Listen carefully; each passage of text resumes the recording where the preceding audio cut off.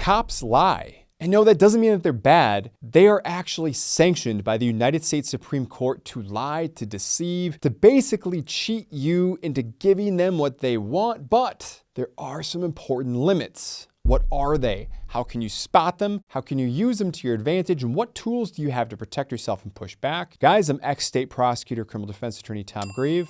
Let's get into it.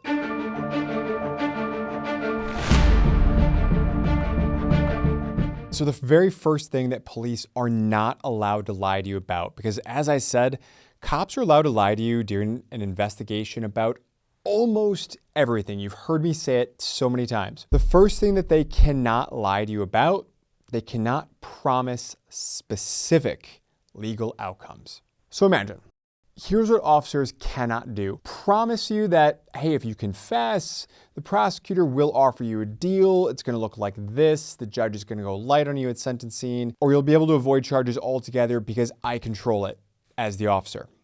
No, you cannot give specific legal outcomes by yourself. Only prosecutors have authority to offer specific plea deals, and only judges impose the sentences or the outcomes. Officers have zero power to deliver on those promises. Now, obviously, there can be exceptions. If an officer is working hand in hand with the prosecutor in a case and they can offer something like within the scope of what the prosecutor has, that's one thing. But an officer just working by him or herself can't do that. That's not something that they are allowed to lie about in order to get some sort of piece of evidence, a confession, to get some witness to move something somewhere, sometime on their little chessboard.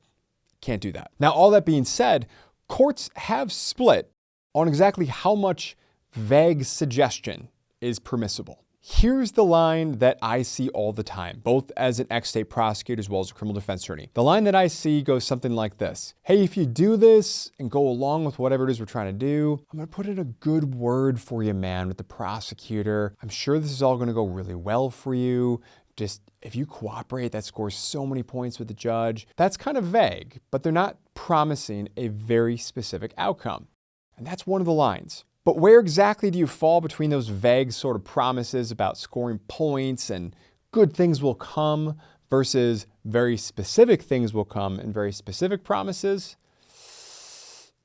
Check your local listings about where you are, what state you're in, and what that might look like. But that's number one, and very, very common. Virtually every big case has something like that involved. Now, before I go into number two, I want to just clarify that this is something that has gone before the United States Supreme Court. In a 1969 case called Frazier v. Cupp, the Supreme Court upheld that cops are allowed to use deception, such as, for instance, lying about an accomplice's confession and the implication that you're the one that did it. That's okay. You can do that according to the Supreme Court as long as it's not extreme and egregious. And the short version about all the other cases that are out there and the different laws and statutes and the sort of things that's going through the Supreme Court's mind and other judges' minds is they're trying to figure out whether or not if cops lie to you, if they do something to deceive you, does that create an involuntary confession? Why? Because you were coerced, because you were abused, because of some situation like that. But the bottom line is they're looking for the whole concept of an involuntary confession. That's the bottom line of what they're looking for. And yeah, actually a few decades later, there was another US Supreme Court case that went into the fact that, yeah, cops are even allowed to lie to attorneys, something that I'm often fond of reminding cops when I'm talking to them about a client. And of course, I'm pretty confident they're lying to me about something.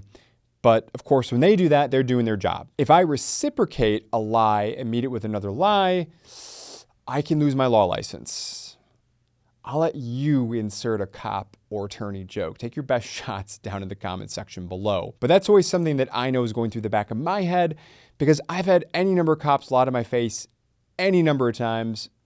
And I know that they're doing it, and I can see the expression on their face because they're reading my face, and they know that I know that they're lying, and around we go. So I just want to give you a little bit of law before we get back to number two. Number two, this one I have not seen. They cannot impersonate being your attorney. I would almost like to see that, but it would be so depressing if I did see it. But it's pretty rock solid. Once you invoke your right to counsel, police must stop questioning you. An officer cannot dress up and pretend to be your lawyer, or for that matter, any lawyer. It's probably a crime in your state, wherever it is you are that's watching this, to practice law without a license and being licensed in that state. So a cop cannot pretend to be a lawyer and that, hey, go along with it. I'm here. We can do this now. Okay. Doesn't work like that. Doing something like that, that's a perfect example of something that would shock the conscience of a courtroom. That's exactly what the Supreme Court was thinking about when they said, hey, you can't shock the conscience of the community in the courtroom. Officers are not allowed to be crossing those sorts of lines. That line is exactly what we're talking about here. And why is that? Well, because the Constitution isn't worth anything if the cops are allowed to impersonate being your attorney and get you to, waive your Sixth Amendment right to counsel, to get you to waive all these sorts of things, to get you to, hey, yeah, search my phone, right? Do you see how that's a complete end around? That's the exact sort of reason why we've got those rules put down by the Supreme Court across the last 100 years. Number 3, they cannot lie about your constitutional protections. That's going to be another pretty dang bright line rule. So if you invoke your right to an attorney, they can't lie and say you don't have a right to an attorney. There is no constitution. They can't do that. Thankfully, we are not at a time and place yet, as of today, where they can do that. So I'm going to leave number 3 really short and sweet. They cannot lie about your rights, your constitutional rights. Now, in many states and many times and places, they may be able to lie about the fact that you have to present an ID or something like that. Lying about a particular law, about whether or not the state legislature requires you to identify yourself in a particular time, place, and context is different than lying about the fact that, yeah, you've got a Sixth Amendment right to counsel. You see the difference? That's a big one, and it's something that I've thankfully never seen cops cross, but I'm sure I'm going to see some videos posted up in the comment section again down below. Number 4 is hopefully pretty self-evident, and I'll keep it quick because of that. They're not allowed to lie to courts. So specifically, they can't fabricate and plant physical evidence about things. They can't perjure themselves on the record. I hope that's really self-evident. I have seen in my own practice cops lie. Myself and my attorneys were here in Wisconsin. I say here because that's where I'm talking to you from right now, through the internet, but I'm here in Wisconsin. We've unfortunately caught any number of officers lying on the stand in police reports over the years about a wide variety of different things, and we've been able to expose them for it, not because we're anti-cops. We're pro-cops, but we're pro-good cops. And there's few things that I hate more and good cops hate more than bad cops. And like any other human institution, there's always bad guys, and we got to get them out. Because getting rid of the bad cops helps protect the good ones. And we're all better with good cops. Number 5 is a bit of a bonus one. Certain states have special protections for juveniles. So at least 10 states that I've been able to find through some internet research: Illinois, Oregon, Colorado, Indiana, Nevada. Which way, internet? California, Delaware, Maryland, Utah, and Washington State now restrict law enforcement deception practices during juvenile interrogations. In those states, police cannot make false claims about evidence or lie about consequences when questioning minors. Why? Well, because innocent kids are statistically 3 times more likely than adults to falsely confess when subjected to psychological manipulation, which is exactly what happens when you want to start looking into specific police interrogation techniques, including the most famous taught one in the country. Do you want me to go into that?